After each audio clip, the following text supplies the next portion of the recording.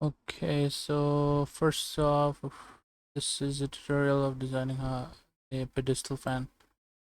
First, we'll select the front plane. In the front plane, we will draw a circle in the middle. Use smart dimensions to give it a diameter of 50 millimeter. Yep, this is set already, millimeters. 50 millimeters. Then the next thing. Okay, after setting this, we move out of the sketch and go to features. In reference geometry, there's the option to select plane will be in front of the front plane. Select this and give it a distance of 15 millimeters and say yes, this is what we need. In this plane we will sketch and draw another circle that will be, give it the dimension of 275 millimeters. Select this as okay, this is what we need, 275. It'll appear as this. And now we will again select another plane in front of this new plane, the second plane that we created using this one. And this will be 35 millimeters ahead of the first one, the first copy of the original plane here. On this new plane, again go to sketch, produce circle from the center of diameter 500, larger than 500, but we'll specify 500. This is the diameter we need in this case. Next, basically just finish the sketch and hide the individual planes.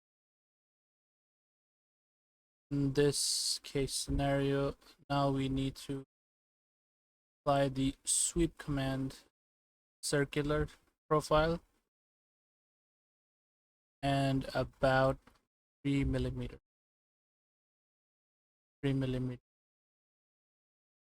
And select the surface. We need to apply this. Wonder if we can do it all at once. No, you can only do it at a time. So do this and do the same for these two as well. Sweep boss base, circular, 3 millimeters, and then the second surface. Yes. Sweep boss base, circular profile. Not sure why it's not holding the same value. It usually remembers the value you input last time and then just inputs it for you. Okay, this is now complete up to this point. This is where the grating or the grill of the fan is gonna start to protrude out of from the center to the outer ring. In the front plane, that's not the front plane, the top plane or the right, doesn't really matter. You can select this one or that. I'm using this one, and we can select spline and zoom in quite a bit at this. So this curved profile that we created, there is a center to this curve, and we need to use that center. There it is. This, behold our cursor here. Now there it is.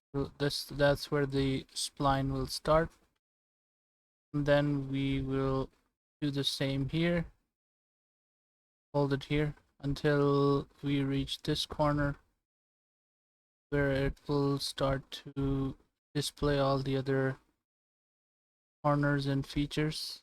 If we can just reach it by just intuition, that's okay as well. And then the last part, this is basically the wire that makes this. So I accidentally clicked the wrong button. Control Z this. Just a second. Back to square one. Spline from the center of this to the center of this.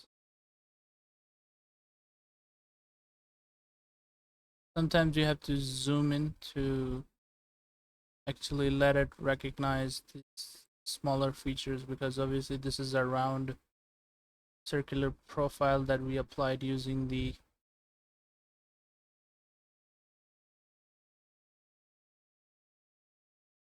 and then we press escape. Then you can fine tune sort of this profile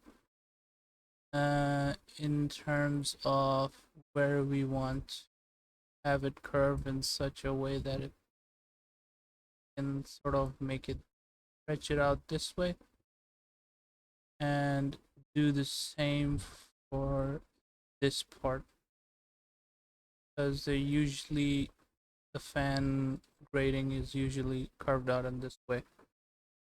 Yes, this is what we need.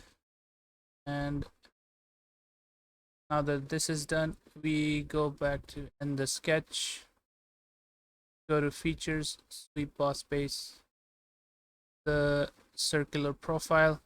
Spline is already selected because that was the last feature we worked on.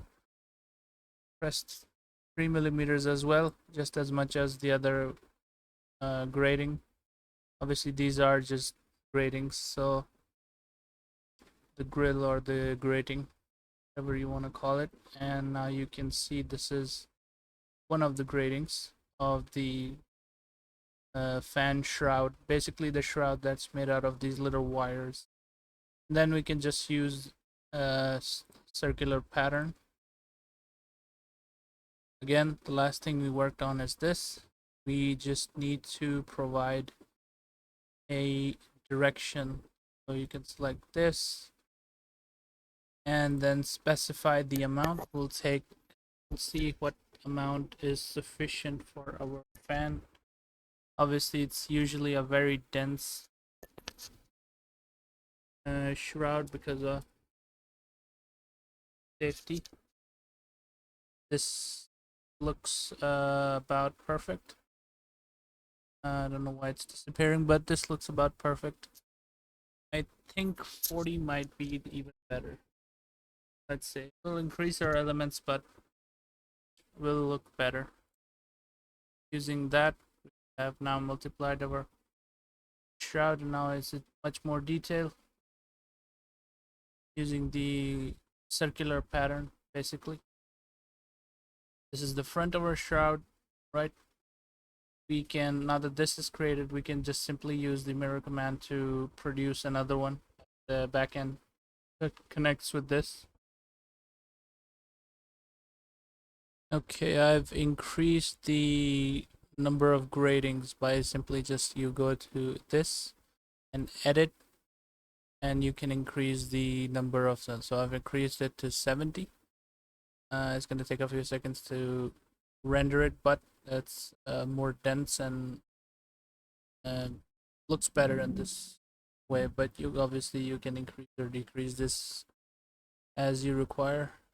Now we need to create the front screw that holds this assembly together. There's a front screw, and there's usually, that's where the brand logo is usually mounted. So we will go to the front plane, edit front plane, basically sketch, not edit, but we'll draw a circle here equal to 50 millimeters. Never mind, we'll just draw it and dimension it as required. I think there's a lot of noise in this area, so I think better to, yep,